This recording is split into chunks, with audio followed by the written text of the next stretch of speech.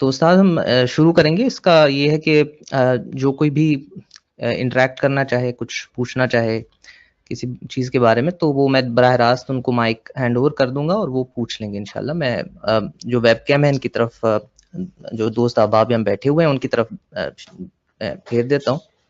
جی ضرور. آپ کے پاس تھا, آپ کر دیجیے. یہ وسیم صاحب ہیں, یہ سوال کریں گے. آپ جی جی السلام علیکم. وعلیکم السلام. جاوید صاحب, میرا سوال جو ہے ہندوستان کے پس منظر میں ایک بہت کامن سوال ہے جو ہمیں پیش آتا ہے, تو میں وہ آپ کے سامنے پڑھ دیتا ہوں. ہندوستان میں غیر مسلموں کی ایک بڑی تعداد گوشت خوری یا نان ویجیٹیرین ڈائٹ کے استعمال کو غلط سمجھتی ہے. ان کا کہنا ہے کہ یہ بڑی بے رحمی, انتہائی سنگ دلی اور خود غرضی ہے کہ آپ ایک جانور پر جارحانہ اقدام کر کے اسے مار ڈالتے ہیں. وہ جانور آپ ہی کی طرح جینا چاہتا ہے, وہ مرنا نہیں چاہتا. وہ مزید کہتے ہیں کہ چلیں ہم یہ مان لیتے ہیں کہ ان علاقوں میں یا ان حالات میں جہاں پھل اور سبزیاں سرے سے میسر ہی نہیں ہے, گوشت کھانے کو گوارا کیا جا سکتا ہے, لیکن جہاں پھل اور سبزیاں کافی مقدار میں موجود ہوں وہاں پر غیر ضروری طور پر جانوروں کی جان لینا اخلاقی اعتبار سے کیسے صحیح قرار دیا جا سکتا ہے؟ شکریہ. یہ اصل میں دو اپروچز کا فرق ہے.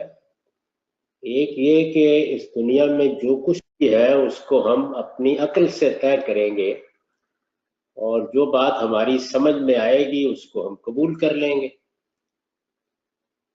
اس کے لحاظ سے جانور بھی جان رکھتے ہیں, ان کو بھی تکلیف کا احساس ہوتا ہے.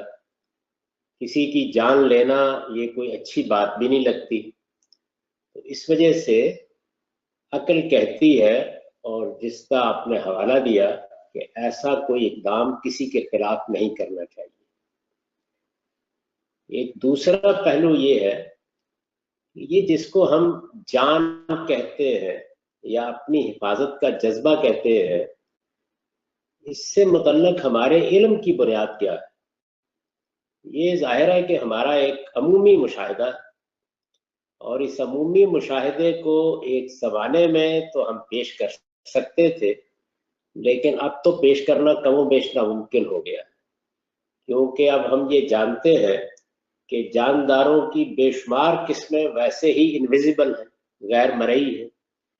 جانداروں کی بے شمار اقسام کی زندگی کا انحصار دوسروں کی جان لینے پر ہے. دنیا بھر سے اب ہمارے پاس وہ دستاویزی ثبوت آ گئے ہیں کہ شیر کیسے زندگی بسر کرتے ہیں, چیتے کیسے زندگی بسر کرتے ہیں, بہت سے جو درندے ہیں وہ کس طرح ایک دوسرے کے اوپر حملہ آور ہوتے اور گوشت ہی کی بنیاد پر جیتے ہیں. یعنی کسی شیر کو آپ اس کی جبلت کے لحاظ سے بھی سبزی خور نہیں بنا سکتے. اس کے برعکس بہت سے جانور ہیں جو سبزی خوری ہیں, ان کو آپ گوشت کھانے پہ آمادہ نہیں کر سکتے. تو اس سے یہ صاف طور پر معلوم ہوتا ہے کہ ہمارا مشاہدہ اور ہمارے علم و عقل کی جو بنیادیں ہیں وہ محدود ہو جاتی ہیں. یعنی بعض اوقات ہم قریبی ماحول کی بنیاد پر متاثر ہوتے اور کوئی رائے قائم کر لیتے ہیں اور یہ خیال کرتے ہیں کہ ایسے ہی ہوگا. چنانچہ جن مذاہب میں یہ تصور کیا گیا کہ انسان کو کسی کی جان نہیں لینی چاہیے, تو جب یہ پتہ چلا کہ بے شمار جراثیم ہمارے اندر آتے رہتے ہیں جاتے رہتے ہیں, وہ بھی بہرحال جاندار ہے, چھوٹا ہونا یا بڑا ہونا یہ تو جاندار ہونے میں فرق نہیں کرتا, تو بڑی مشکل پیدا ہو گئی کہ ایک وہ معاملہ ہے جو ہم اقدام کر کے کرتے ہیں, ایک آپ سے آپ قدرت کے نظام میں ہو رہا ہے. تو اس سے یہ معلوم ہوا کہ فطرت اور قدرت کا مطالعہ کرنے میں انسان بڑی وسعت کا مظاہرہ نہیں کر سکا. چنانچہ ناگزیر تھا کہ انسانی عقل اس میں اللہ تعالیٰ کی طرف رجوع کرے. تو اللہ تعالیٰ نے یہ بات واضح کی اپنے پیغمبروں کے ذریعے سے کہ میں نے بہت سی چیزیں پیدا ہی اس لیے کی ہیں کہ ان سے یہ فائدہ اٹھایا جائے.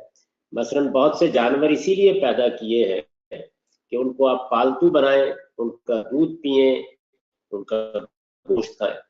بہت سی چیزیں پیدا اس لیے کیے ہیں کہ ایک جانور जानवर की हैसियत से उन पर अपनी जिंदगी का इन्हिसार करे। अब हिरन है, बड़ी खूबसूरत मखलूक है, देखकर आदमी मासूमियत का एहसास होता है, लेकिन वही है कि जो बेशुमार जानवरों की खुराक बन जाते हैं। तो फितरत का अमूमी मुशाहिदा ये बताता है कि अल्लाह ताला की तरफ रुजू किए बगैर इसका फैसला कम बेश नामुमकिन है। तो हम ये कहते हैं कि हमारे परवरदिगार ने इस मामले में हमारी रहनुमाई फरमाई और ये बता दिया है कि कौन कौन से जानवर हैं जो खाने के लिए तैयब है। सबको हलाल नहीं किया गया, लेकिन कुछ जानवर तैयब हैं, उनका खाना लाजिम नहीं किया गया, जायज कर दिया गया। तो अगर कोई आदमी वो हिंदू हो या किसी और मजहब का पैरव हो, वो समझता है कि नहीं मुझे इसके बावजूद जान नहीं लेनी चाहिए, तो पाबंद तो नहीं किया गया, ना ले ना खाए। अगर कोई आदमी महज सब्जी पर गुजारा करना चाहता है तो जरूर करे। सेहत के लिहाज से, तिब्बी नुक्ता नजर से भी इसमें कोई मसला नहीं है। लेकिन जब वो कहता है कि ये गैर अखलाकी अमल है, तो फिर उसको ये बताना चाहिए कि फितरत के अंदर इसकी गुंजाइश क्यों रखी गई। अगर फितरत में इसकी गुंजाइश मौजूद है, जानवरों सारी इस पर है कि उन्होंने और खाने के लिए शिकार करना है, यानी फाड़ना है उनको, तो इंसान भी मखसूस हदूद के अंदर इसी इजाजत से फायदा उठा रहा है। तो अखलाकी और गैर अखलाकी मामले को तय करने के लिए जरूरी है कि पहले फितरत में उसकी बुनियाद, इंसानी फितरत और जो हमारे पास नेचर है वो क्या बता रही है। क्या ये बता रही है कि गोश्तखोरी फितरत के खिलाफ है? अगर वो फितरत के अंदर अपनी कोई बुनियाद नहीं रखती तो फिर उसको खिलाफ अकल भी होना चाहिए। लेकिन हम तो ये देखते हैं कि हमारी फितरत और हमारे गिरदो पेश में जो खुदा की पैदा करदा फितरत है, उसके अंदर ये तनव्वु खुदा ने रखा है, फितरत के अंदर मौजूद है, तो ये गैर अखलाकी कैसे हो सकता है। अब इसका एक दूसरा पहलू है, और वो पहलू ये है कि उन जानवरों को भी अपनी जिंदगी अजीज है, वो भी चाहते हैं कि उनकी जिंदगी महफूज रहे, वो चाहते हैं कि ये सारे जितने भी होते वो उनके लिए किसी तकलीफ का बायस ना हो, वो अजियत भी महसूस करते हैं। तो इसके लिए हम दी गई है उन तमाम चीजों का लिहाज रहनी चाहिए।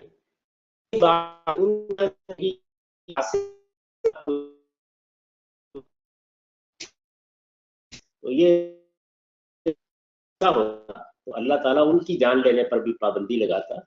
असल में इंसानी शऊर में और जानवर के शऊर में कुछ बुनियादी फर्क है। जिन जानवरों को अल्लाह ताला ने इसके लिए पैदा किया है कि उनकी जान ली जाए या उनसे गोश्त हासिल किया जाए, और ये गोश्त जानवर भी हासिल करे और इंसान भी हासिल करे, जाहिर है कि उनके अंदर उसने वो चीज भी लाजमन रखी होगी कि जो इसको उस दर्जे में न पहुंचने दें यहाँ शऊरी तौर पर हम किसी चीज की गलती को महसूस करते या अजियत में मुब्तला होते हैं। चुनांचे पौधों के बारे में भी अब ये बात आमतौर पर मानी जाती है कि एक नौयत की जिंदगी वो भी रखते हैं। सब्जियों के बारे में भी मानी जाती है कि एक नौयत की जिंदगी वो भी रखते हैं। बल्कि इससे आगे कुरान मजीद तो हमें ये बताता है कि जमादात तक में एक दर्जे का शऊर मौजूद है। चुनांचे कुरान के अल्फाज ये है कि ये पहाड़ भी खुदा की तस्बीह करते हैं, ये जानवर भी खुदा की तस्बीह करते हैं, अगरचे तुम उनकी तस्बीह और नमाज को समझते नहीं हो तो वो कैसे। तो वो क्या फारिग चीज होगी जो हमें बताएगी कि यहाँ शऊर पाया जाता है या नहीं पाया जाता। इंसानी सतह का शऊर और चीज है, लेकिन जानवरों में भी एक दर्जे में मौजूद है, जमादात में भी मौजूद है, ये दरख्तों में और नबातात में भी मौजूद है। इसके बाद तो अगर इस्तेदलाल को आगे बढ़ाया जाएगा तो कोई चीज भी आप इस्तेमाल नहीं कर सकते।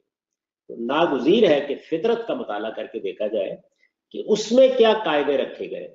तो फितरत ये बताती है कि अल्लाह ताला ने, या जो भी खालिक है, थोड़ी देर के लिए आप मजहबी बहस को अलग कर दें, जो भी इस कायनात का खालिक है, उसने इस कायनात को बनाया इस तरह से है कि इसमें इंसान हो या दूसरी मखलूकात, वो एक दूसरे से फायदा हासिल करती हैं और उसमें जान लेने का अमल भी मौजूद है।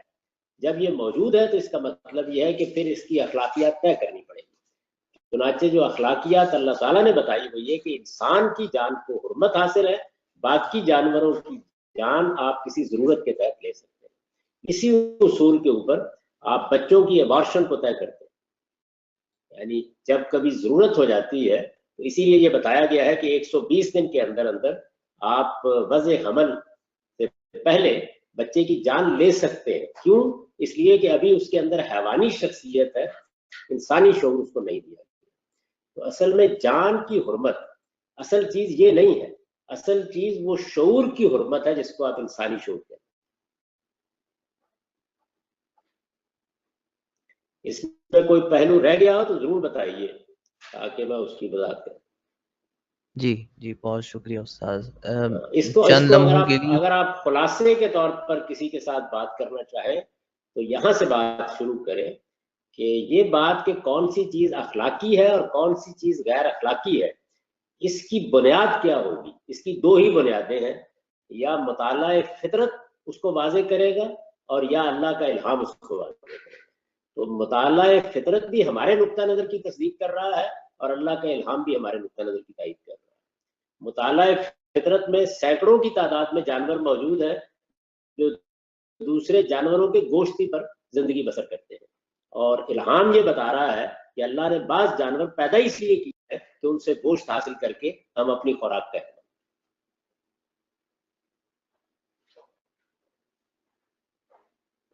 جی جی بہت شکریہ۔ آپ کو میری آواز آ رہی ہے استاد؟ جی میں سن رہا ہوں۔ جی بیچ میں کچھ چند لمحات کے لیے آواز آپ کی تھوڑی بریک ہو کے آ گئی، بٹ آپ کا جو آپ فرمانا چاہ رہے تھے وہ سمجھ میں آ گئی بات۔ تو میں کوئی پہلو رہ گیا ہو اس میں تو آپ دوبارہ پوچھ لیجیے، کیونکہ یہ اہم مسئلہ ہے اور بہت زیادہ یہ سامنے بھی آتا ہے، اور آپ جس ماحول میں ہیں اس میں اور بھی زیادہ سامنے